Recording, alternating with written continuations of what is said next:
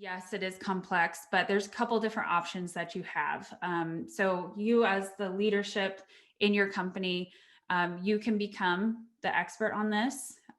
You can be like me and educate yourself on how and read the guidance and do that if it's worth it to you. You could have your internal team kind of take it over and run with it and learn everything they need to know. There are a lot of outside CPA firms and consulting firms offering forgiveness services. So that is something to consider. You do want to make sure if you're using like an outside CPA firm, maybe your auditors for like per se, like you need to be careful that we're not like overstepping any independence issues there. So just make sure if you are looking to have somebody's outside help that you're doing the right, going through the right process there and signing the right engagement letters, because this would be a separate engagement.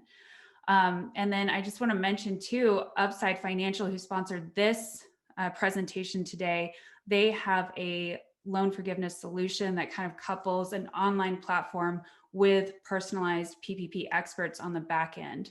So you kind of get that consultation at a much more affordable price than the CPA firms are doing. So definitely something to check out.